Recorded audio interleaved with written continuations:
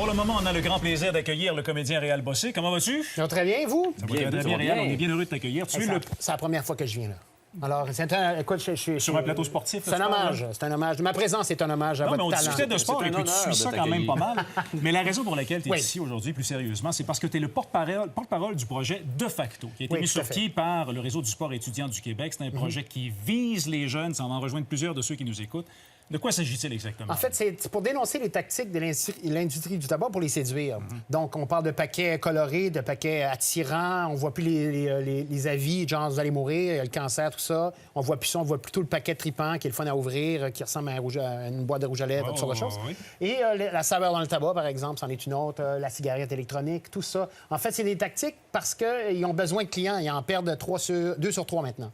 Avant, c'était 1 sur 2. Maintenant, c'est 2 sur 3. Donc, ça augmente. Et donc, c'est un produit qu'on tolère comme société et ça, il faut que ça s'arrête aussi. Je donne souvent l'exemple de dire, par exemple, les jeunes à côté de la cour d'école, à 9 mètres de la clôture Frost, ils sont là en train de fumer une cigarette. On fait comme moi, c'est dommage, ils fument, mais bon. Mais s'il se passait un 41 de gin, on ferait tout. Bien là, ça n'a pas de bon sens. C'est sûr qu'on interviendrait. C'est ça. Alors, il faut vraiment intervenir. Il faut interagir aussi avec les jeunes pour leur demander, en fait, leur faire voir, et c'est ce que De Facto fait. Voilà pourquoi vous êtes attirés. C'est parce qu'il y a vraiment une grosse pression faite par cette industrie-là qui essaie de vous séduire de toutes les façons possibles.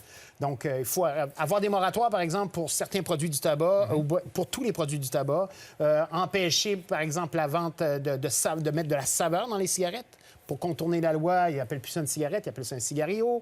Donc, il y a de la pêche là-dedans, il y a des saveurs, goûte à ça, c'est le fun. Donc, s'il y a de quoi de tripant dans la cigarette, et ça, c'est fait par les manufacturiers de tabac, mais ce qui est clair, c'est qu'il faut qu'on réagisse à ça. Et il faut qu'il y ait des lois aussi qui empêche tout ça. Est-ce que ça va venir, ça, ces lois-là, de renforcement sur... Il y a un projet de loi 44 qui est là, qui est à l'étude présentement. En fait, qu'on souhaite que ce projet-là ait des dents et qu'il fasse un beau travail là-dessus.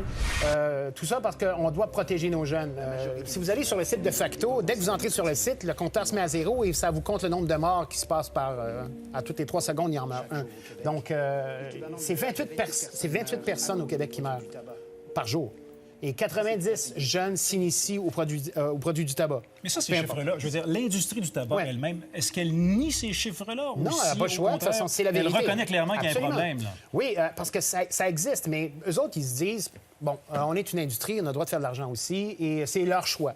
Tu choisis très difficilement à 13 ans. Peut-être que tu choisis de goûter à ça la première fois. La deuxième fois, c'est peut-être un autre choix que tu fais, mais le troisième, c'est plus un choix, c'est une dépendance. C'est une addiction. C'est une addiction, et là, ça, c'est grave.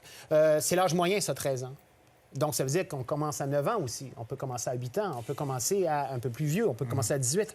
Mais c'est d'abord les jeunes, parce qu'il y a un 20 de noyau dur de fumeurs au Québec. Il y a un 20 des Québécois fument toujours.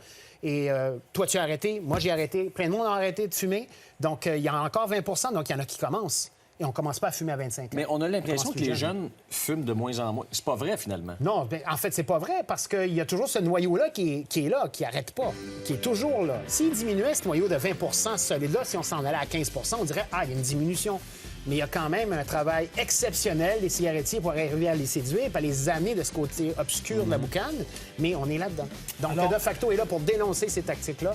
Et au lieu de faire la morale aux jeunes, leur disant « Arrêtez de fumer », c'est sûr qu'on aimerait ça qu'ils arrêtent, mais aussi informez-vous, voilà pourquoi vous fumez et trouvez les raisons à ça. Voilà les conséquences également. Absolument. Allez faire un tour sur le site Internet. Réal, merci beaucoup de t'être déplacé pour venir nous en parler aujourd'hui. Oui. Effectivement, c'est très agréable. Il faut le savoir que ça existe, ce genre de choses-là. Oui, absolument. Mais ça fait plaisir. Bien gentil. Tu reviendras la prochaine fois pour parler de sport. Oui! On va parler de Galchenyuk. Tu vas faire le quiz des connaisseurs avec nous. Galchenyuk. Galchenyuk, pas pire, hein? Oui, c'est même chose.